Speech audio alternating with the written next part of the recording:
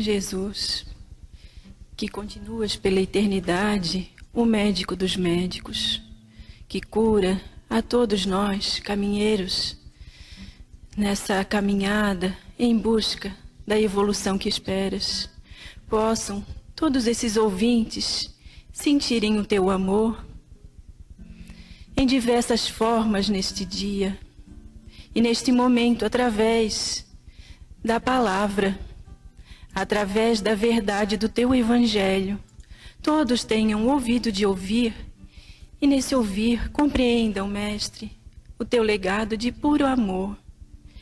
E assim oramos que as tuas bênçãos recaiam sobre cada um desses irmãos que neste momento vai ouvir a tua mensagem. Pai nosso, que estás nos céus, santificado seja o vosso nome. Venha a nós ao vosso reino, e seja feita a vossa vontade, assim na terra como nos céus. O pão que nutre o corpo e a alma, dá hoje e sempre, Pai. Perdoa aos nossos erros, como sempre devemos perdoar aos irmãos que nos ofendem.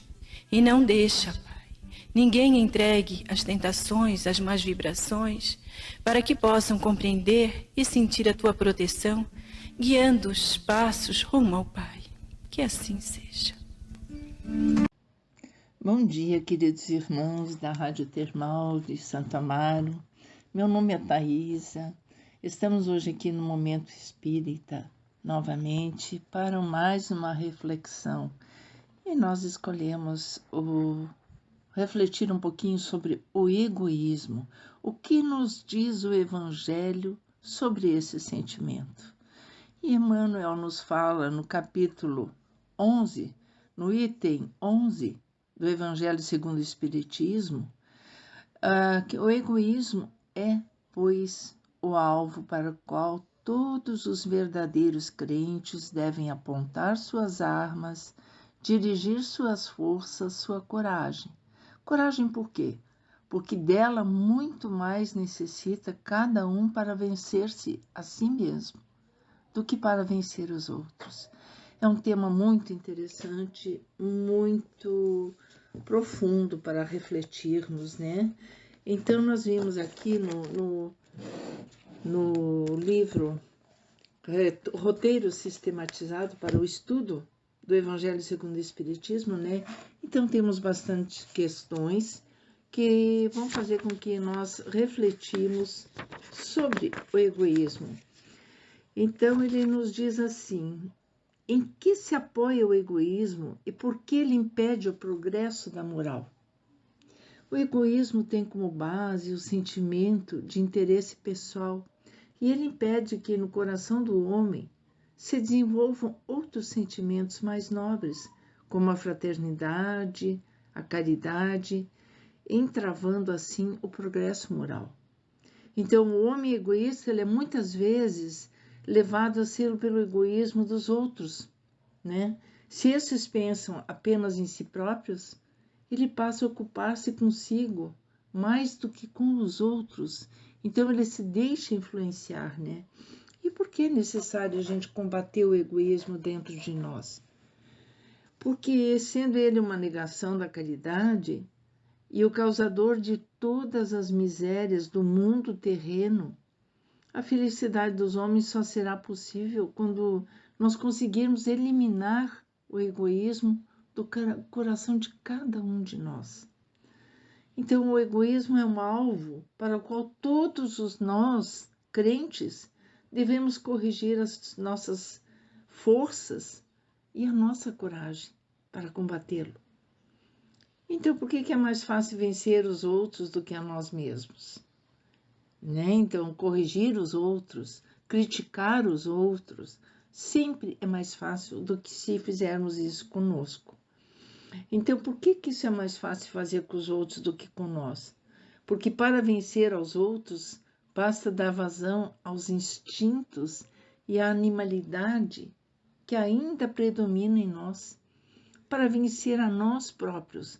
No entanto, é necessário renunciar aos nossos interesses, aos nossos caprichos em benefício do próximo, o que é muito mais difícil, né? Então, a prática dos sentimentos nobres ainda constitui um grande desafio para todos nós, em face do predomínio dos nossos interesses em relação ao nosso próximo, né? Então, como devemos entender a atitude de Pilatos diante de Jesus? Como uma análise egoísta, em que prevaleceram, né, o apego e o prestígio do poder, tornando Pilatos indiferente à injustiça contra o mestre. Analisando, assistindo aquele seriado, né, aquela série Maria de Madalena, lá nós vamos ver o comportamento das pessoas, o quanto se deixavam levar pelo poder, pelo egoísmo. É muito interessante para quem tiver a oportunidade de assistir, tem no Netflix, né? Então, ali nós vamos ver claramente o que é o egoísmo, o que é a passar por cima das pessoas sem o sentimento de amor, né? Então, essa indiferença de Pilatos é uma das manifestações do egoísmo, porque ela nos faz voltar as costas para o nosso próximo, para o nosso irmão. Então, é uma atitude muito forte para nós termos, é um sentimento muito forte para nós carregarmos em nós. É possível eliminar o egoísmo da face da terra? Com certeza é. O egoísmo é um sentimento resultante da influência da matéria. Se enfraquecerá à medida que a vida moral for predominando sobre a vida material. Então, conforme nós vamos trabalhando esse sentimento em nós, os nossos valores vão mudando, nós vamos nos desfazendo que nem uma roupa, nós vamos lapidando que nem uma pedra preciosa, né, a ser lapidada.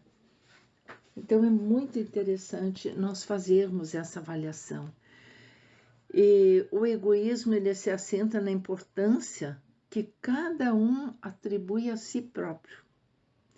Destruindo-se essa importância, ou pelo menos, né, reduzindo um pouquinho das legítimas proporções, o egoísmo tende a desaparecer mesmo. O mal leva à busca do remédio, que no caso é a caridade.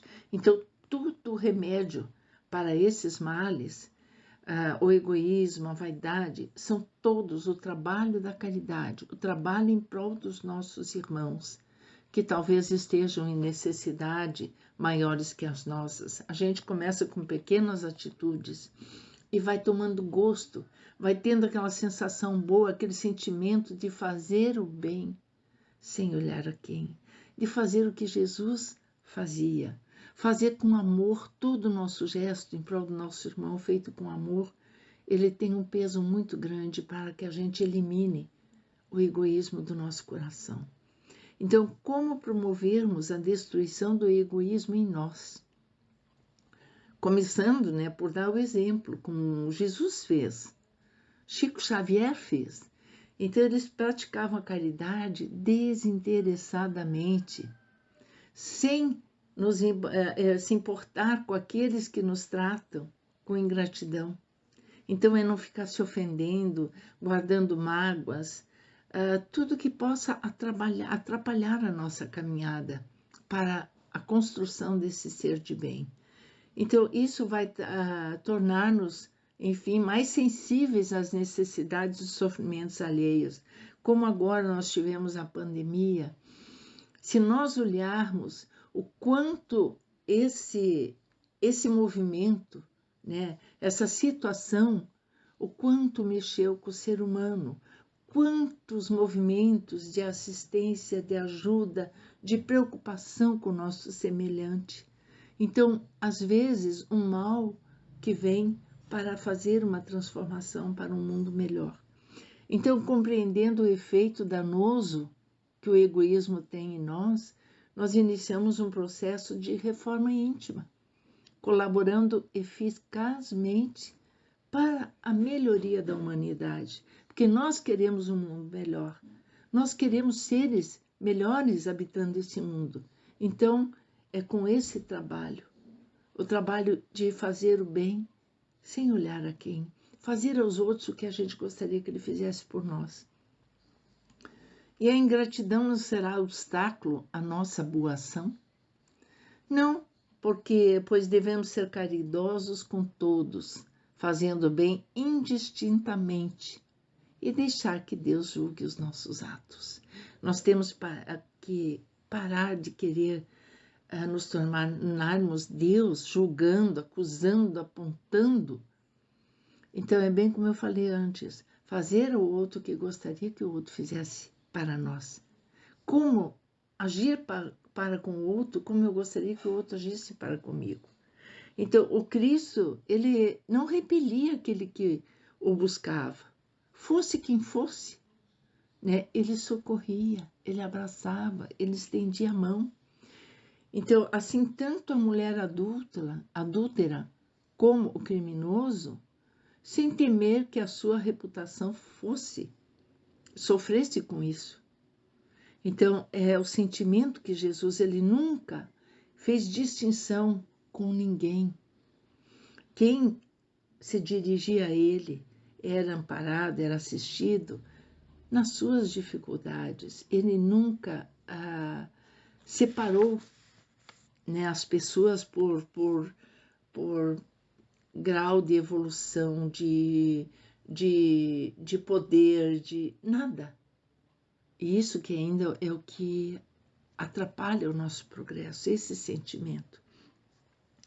Então, mais uma perguntinha. O que impede a prática da caridade pelos homens?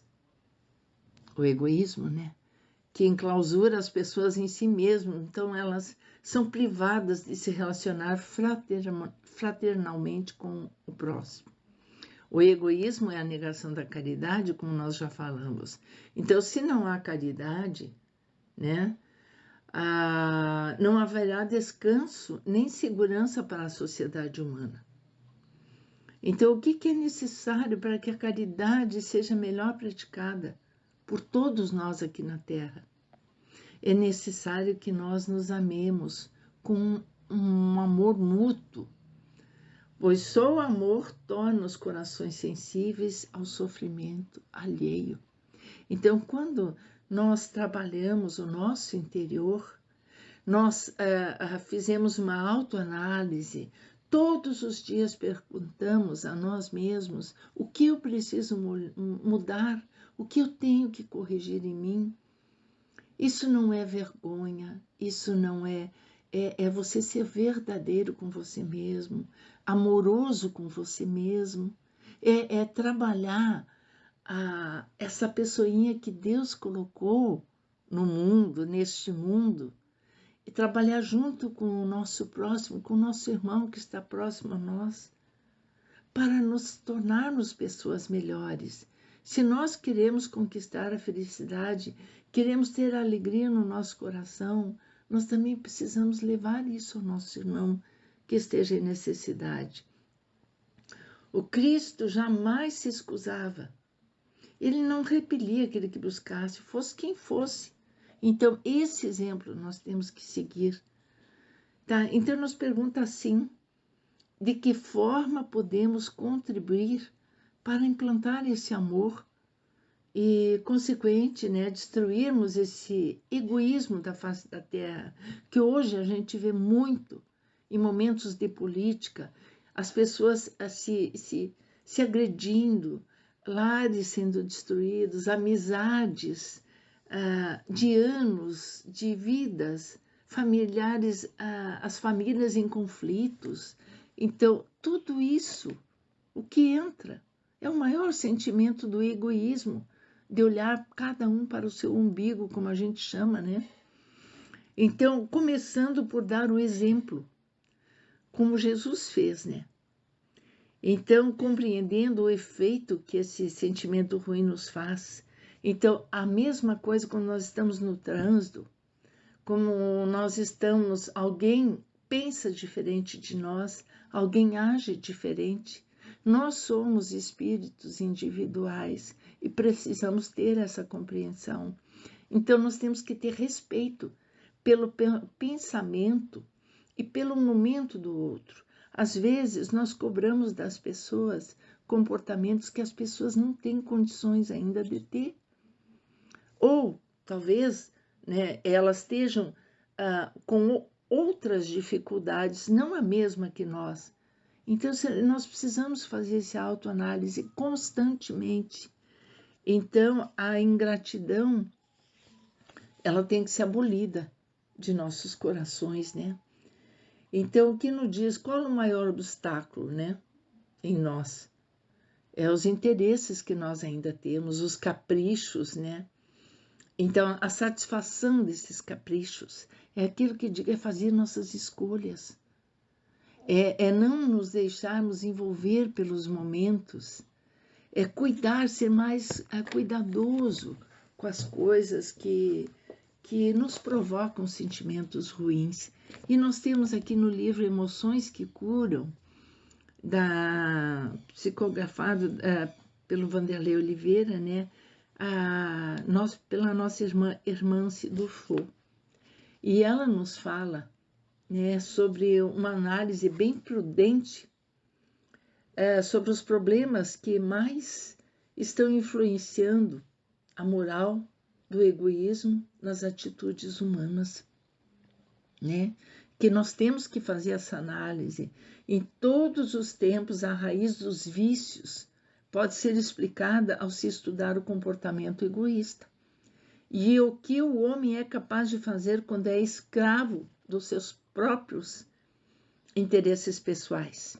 Que sim, nós somos escravos, sim, porque nós estamos vivenciando em prol daquilo ali, passando por cima dos nossos irmãos. Então, nós temos que ter muito cuidado e saber o que é esse sentimento, né?